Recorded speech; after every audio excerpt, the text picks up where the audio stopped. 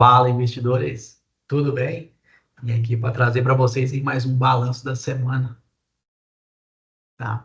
Bom, essa semana movimentou bastante aí, como eu combinei de toda semana vir trazer aí as novidades, as empresas, o que eu ando comprando. E essa semana foi uma semana propícia, porque tivemos os resultados aí do Banco do Brasil, que era um resultado muito esperado desde então, né? O Banco do Brasil aí que vem sofrendo aí com as ações, caindo bastante, investidores grandes saindo. E essa semana foi quinta-feira, quarta-feira, acho que foi quinta-feira, se não me engano, saiu o resultado, foi dia 14, né? Saiu o resultado do Banco do Brasil após o fechamento do pregão. E não foi muito bem, ele foi esperado, foi bem ruim o resultado, né? É, do que era projetado pelo banco, teve uma queda de 30 e poucos por cento, e baseado no ano passado, teve uma queda ali de 60%, baseado no segundo trimestre do ano passado para agora. Então, assim, foi um resultado muito ruim, né? O banco teve que mexer ali no payout, que estava vindo em 45%, era 40, 45%, então caiu para 30%, mas era uma movimentação que foi preciso o Banco do Brasil fazer. É, mas isso não deixou de ser uma boa empresa, e prova disso foi que as ações, em vez de cair, declinar, ela foi subir. Então, as ações que estavam na casa de R$ 18 hoje são feitas a R$ 20 e alguns quebrados. Fechamento, não sei quando foi o fechamento de sexta-feira, mas foi R$ 20,60, R$ 20,65 fechou o pregão na sexta-feira, mesmo com resultado ruim. Tá? Então, assim, mostra que é uma empresa boa para se investir na bolsa, porque é uma empresa grande, muitos anos no mercado. O Banco do Brasil tem muitos anos. E mostra que é uma empresa que tem que fazer estratégia para se manter. Ela vai melhorar bastante, sim, mas isso aí vai com o tempo. Acredito aí metade do ano que vem, né, 2026, ali para 2027, que vai ter bons resultados. Logicamente também que entra ali o fator político, mesmo que não muito, mas sim, né? Tem eleição ano que vem, isso pode movimentar bastante a bolsa, tá? O fator político movimenta bastante a bolsa. Bom, mas aqui não é uma coisa para falar sobre política, a gente está falando sobre investimentos. Essa semana eu fiz alguns aportes, não fiz aportes em ações, fiz aportes em fundos imobiliários, porque eu comecei a perceber que eu preciso que entre mais valores na minha conta para mim conseguir reinvestir. Não é a metodologia que eu sigo, que é a do Barsi, que são ações, né? O Barsi não compactua muito com o fundo imobiliário. Mas é por ser uma coisa muito nova, ele já explicou sobre isso, tá? Bom, eu vou compartilhar minha tela, vou mostrar o que eu comprei. Então, vocês estão vendo minha tela aí. Essa semana, no dia 11, eu comprei, tudo foi GARI 11, tá? Comprei 8, comprei 10, comprei 14. Então, vim comprando. Dia 11 eu comprei, dia 14 eu comprei, dia 15 eu comprei. Variação de 9,8, 9,5, 9,8. Comprei o que estava no mercado, sim, né? Teve dias que pegou baixo de 9,3, mas existe um mito que é assim, você tem que comprar muito barato. Mas o quanto muito barato? Eu estou comprando 10 ações. Então, se eu comprar um centavo, a diferença são 10 centavos. Então, assim, a variação, fosse uma variação grande, né? Por exemplo, está custando R$ 8, aí faria diferença para mim. Mas comprando 10 ações, eu acho que é um valor muito pequeno, tá? Um valor muito pequeno para você ficar escolhendo demais o preço. Pode pegar o preço que está no mercado. Mas no momento que você for comprar mais ações, aí sim. Opa, desculpa, falei para vocês errado. Eu comprei 5 ações, 2 ações, depois 4 ações. Tá? Isso aqui é a quantidade que foi juntando. Tinha 8, virou 10, depois virou 14. Bom, se eu vier aqui no meu resumo, hoje, a minha carteira. Essa aqui, eu até separei a minha aqui do lado, tá? E eu vou falar sobre ela, porque essa aqui que é a minha carteira mesmo. E o que que eu estou fazendo? Desde o momento que eu comecei a gravar vídeo sobre investimento, que eu compro de novo, coloco nessa carteira e coloco na outra para mostrar para vocês. Então, desde quando eu comecei a gravar os vídeos, eu já investi R$ 200. Eu vou gravar um vídeo toda semana. Eu invisto mais ou menos R$ 100 por semana. R$ 100 por semana, contando com o que eu recebo de dividendos. Essa semana foi pago dividendos da Caixa Econômica. Então, a Caixa Seguridade é uma empresa que eu tenho na minha carteira e ela pagou lá 31 centavos por ações, tá? Então, eu peguei o dinheiro dela e investi. Quando a gente manda tirar os valores, ele acaba tirando as quantidades, tá? Mas eu tenho 100 ações em Caixa Seguridade. Bom, por que minha carteira está indo tão mal, pior, a minha pessoal, tá? Se eu subir ela aqui, ó, tá na variação de 7%. Por quê? A maioria da minha empresa que eu tinha era no Banco do Brasil. Eu não falo em maioria em valor monetário, mas em quantidade. Todas as minhas ações eu tenho faixa ali era uma faixa de 100 ações em cada uma.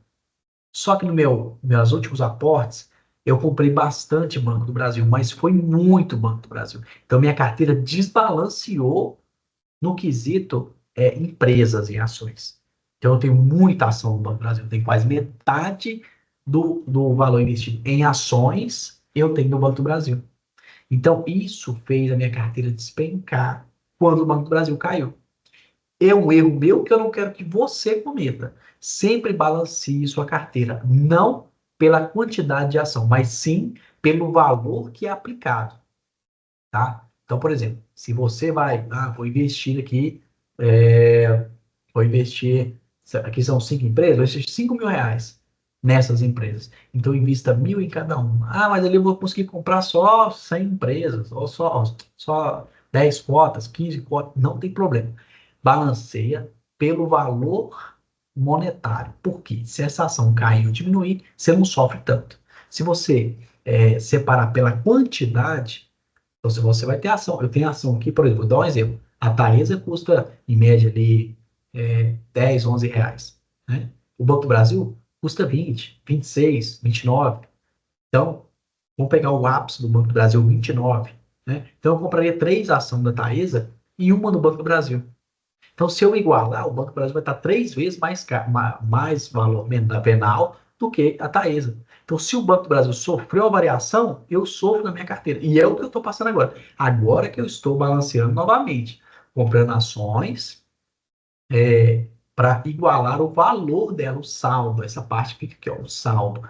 É isso que eu estou fazendo agora. Então, estou vindo aqui e balanceando isso aqui. Quero que fique um exemplo, né? Se eu tenho 1.000 reais, eu quero que fique 1.000 reais aqui, 1.000 reais aqui, 1.000 aqui, 1.000 aqui, 1.000 aqui, tá? Então, eu tenho uma quantidade muito alta no Banco do Brasil e não tenho igualitariamente nas outras. É um erro, não quero que você cometa. Tanto que nessa outra carteira aqui, eu já venho fazendo balanceadinho, tá? Tudo bem que eu tenho mais fundos imobiliários do que ações, mas a gente vai separar isso certinho. Porque os fundos imobiliários agora eu comprei, mês que vem eu compro ações. É assim que funciona, tá? Então, caiu para mim R$ 31 do Caixa de Seguridade, eu vim e comprei um pouco de GARI 11 e já aproveitei ele, inteirei um pouquinho, só para me fechar a cota, tá? Então, aqui na minha carteira pessoal, eu também tenho o GARI 11 e eu tenho criptomoedas. Mas isso aqui é porque eu comprei há muito tempo e elas ficaram aí, tá? Então eu nem levo tanto em consideração essas criptomoedas. É mais mesmo meus fundos imobiliários e as minhas ações, tá bom? Então, assim, essa semana comprei tudo de GARI 11. Comprei mais ou menos ali 10 cotas. Deixa eu vir aqui nos meus lançamentos. Comprei 11 cotas de GARI 11, tá? Com o que eu recebi de provento e o que eu inteirei, tá? Então, esse aqui eu inteirei uma beiradinha e esses outros dois eu já paguei todo, tá? Então, essa movimentação foi a movimentação da semana.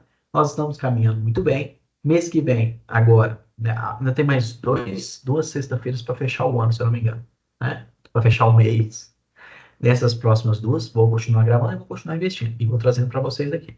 Vocês vão perceber que de pouquinho em pouquinho, você já vai ter sua rentabilidade. Olha para você ver. Se eu pegar essa carteira aqui, que eu comecei a mostrar para vocês semana passada, ela já tem aqui um lucro total de 2,34, uma variação de 1,21%. Por que que ela tem isso? Porque a ação valoriza. Então a gente compra ações em fundo imobiliário ali, né, quando está um pouquinho mais abaixo, elas vão variar. Então, com uma semana, eu já tive ali um lucrozinho, ou seja, uma rentabilidade da minha carteira. Boas ações, bons fundos imobiliários. Esse é o segredo. boas ações, bons fundo. Para quem está começando, foca nisso. E mais uma vez eu vou te falar, tenha fundo imobiliário na sua carteira, tanto para você diversificar do que se você tem de ação, quanto para você não desanimar, porque no início vai desanimar. Eu já contei isso lá atrás, no início eu só tinha ações, e ações, elas vão pagar para você ao longo do ano. E a depender da ação que você tiver, como eu dei exemplo da CEMIG, você não vai receber o dividendo naquele ano. Por quê? Muitas das vezes ela baseia o dividendo que vai ser pago nos acionistas que estavam no ano retroativo. Talvez você vai receber juros, né, o JCP. Bom, é isso. Então, foque ali em estar constante, comprando boas ações, bons fundos imobiliários, diversificando, tá? Sempre diversificando, para que você não desanime. Mês que vem, essa pequena carteira aqui já vai me dar um retorno.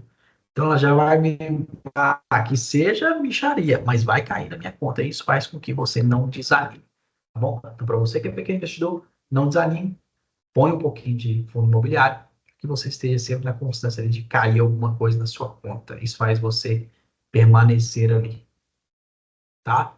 Bom, pessoal, é isso. Se gostaram do vídeo, curtem. Desculpa não ter postado na sexta-feira, tive um problema. E aí eu vou postar hoje, tá bom? Um abraço, pessoal. Até mais.